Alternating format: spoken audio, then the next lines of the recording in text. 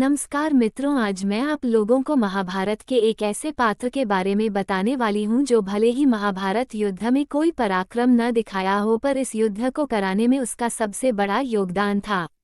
जी हाँ, मैं बात कर रही हूँ मामा शकुनी की।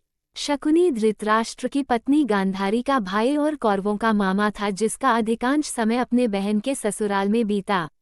शकुनी जुआ खेलने में बहुत ही कुशल था। उसके पासे उसकी इच्छा से चलते थे और इन्हीं पासों की मदद से उसने इतने बड़े युद्ध को अंजाम दिया। लेकिन क्या हो अगर आपसे कहूं कि शकुनी के सबसे बड़े दुश्मन पांडव नहीं बल्कि कौरव थे। जी हाँ दोस्तों, आज हम आपके लिए लेकर आए हूँ महाभारत से जुड़ी एक दंत कथा, जिसका जिक्र महाकाव्य महाभारत में तो नहीं मिलता, किंतु इसे कई विद्वानों के द्वारा बताया जाता है। ये तब की बात है जब पितामह भीष्म गांधार नरेश सुमन के पास उनकी पुत्री गांधारी से धृतराष्ट्र के विवाह का प्रस्ताव लेकर गए। किंतु विवाह से पूर्व गांधारी के माता पिता को एक ज्योतिषी ने बताया था कि जिस भी व्यक्ति से गांधारी का विवाह होगा उसकी मृत्यु हो जाएगी। इसी कारण उन्होंने किसी को बताए बिना गांधारी का विवाह एक बकरे से करा दिया और बाद में उस बकरे की बलि दे दी गई। इसके बाद उन्होंने भीष्म का प्रस्ताव मानकर गांधारी का विवाह धृतराष्ट्र से कर दिया। लेकिन जब धृतराष्ट्र को ये पता चला कि गांधारी का विवाह पहले ही बकरे से हो चुका है, तब वो क्रोधित हो गया और उसने गांधार परिवार को कारागृह में डाल दिया। कौरवों की तरह राजा सुमन के भी 100 पुत्र थे।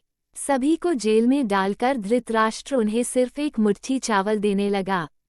100 पुत्र होने के कारण हर किसी को सिर्फ एक ही चावल का दाना मिलने लगा। राजा सुमन जान गए कि धृतराष्ट्र उन्हें भूख से मार डालना चाहता है। उन्होंने अपने सभी पुत्रों को ये बात बताई और धृतराष्ट्र से बदला लेने के लिए उन्होंने अपने छोटे पुत्र को जिंदा रखने का निश्चय किया।